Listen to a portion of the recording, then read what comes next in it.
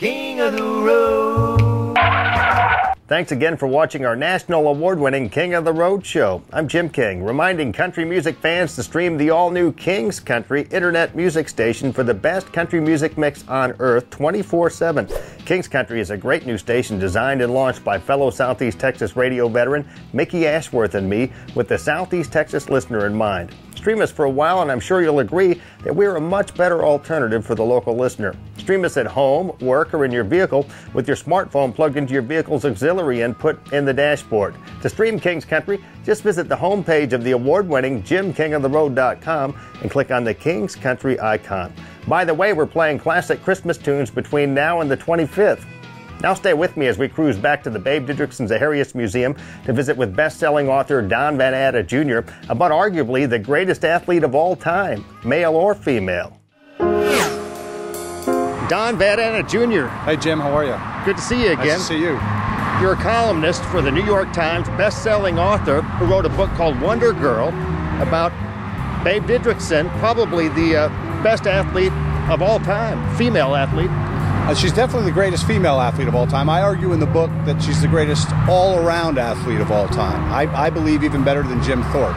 Every single game or sport that she took on, she excelled at. Babe was declared by Bobby Jones to be one of the 10 best golfers of all time, male or female. Babe's record for athletic versatility stands at the top for both men and women. She was voted the world's greatest woman athlete of the first half of the 20th century in a poll conducted by the Associated Press. Babe Didrikson was 6 times named Woman Athlete of the Year by the Associated Press in 1931, 45, 46, 47, 1950, and 1954. No other athlete in either division, man or woman, made this honor so many times. As a golfer, both amateur and professional, Babe knew no peers in her sex. She won every major professional championship at least once, and in the case of most of them, more than one time. She became the first American to capture the British Women's Amateur and the first performer to win both the United States Women's Amateur and the British Women's Amateur. She won 17 amateur tournaments in a row, including the British Amateur, the U.S. Amateur, and the All-American. You can hear the noise. We're right by the freeway in front of the beautiful museum, Babe Didrikson-Zaharias Museum. Been here for decades, and of course, she grew up in Beaumont, born in Port Arthur. But you spent a lot of time here doing research here locally for the book, Dream Girls? I did. I was started in 2004. That's when I signed the contract with Little Brown. I came here, I visited this museum on a rainy day, and I was sad to see I was the only visitor here that day. And then I went out to this park here, and there were some very little girls, about 8 or 9, playing soccer, and I was wondering how many of those girls actually know that there's a great legend, tribute to this great legend, a hometown girl right over my shoulder. And I went to Lamar University and looked at all of Babe's letters and photographs and her scrapbooks that are there. I visited her gravesite and the street where she grew up in. And yes, I spent quite a bit of time here in Beaumont. Yeah, people that grew up here, the old-timers, remember her jumping hedges on Doucette Street here in Beaumont. Right. Of course, Babe Didrikson went on to be a gold medalist in the Olympics, track and field, also a professional basketball player, a softball player, and a golfer, too. Yeah, and the thing about her golf career, that's what she's most known for. She won an incredible 14 tournaments in a row, which no man or woman has ever done. And she also was the first American to win the British Women's Amateur in 1947. And until she got cancer in 1953, she was really one of the most famous Americans, very, very well known. And now she's this all but forgotten American sports superstar. So my hope with Wonder Girl was to bring her great story to a new generation of readers.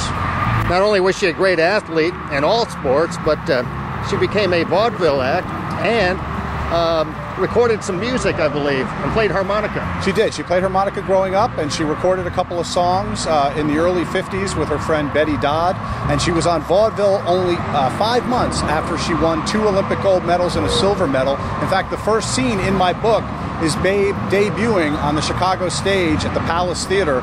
It's just so remarkable. Today, if she had done that, she'd have a sneaker contract and would have worldwide fame. Right. The only way she could make any money was going on the vaudeville stage. She tired of it very quickly, even though she was a big hit, because she just wanted to find a place to play. That's really the story of Babe Didrikson. This man is no stranger to Beaumont, been here all his life, I think. He's mayor pro tem, member of the city council. Also, he's president of the Babe Didrikson-Zaharias Foundation. So this is a really exciting day for you. Oh, absolutely. We're so excited. Don Van Natta started working on this book in 2004, and literally he worked on it and worked on it and worked on it, and he said, WL, when we're going to decide the best time, and we think the 100th anniversary of her birth date month, which is June of 2011.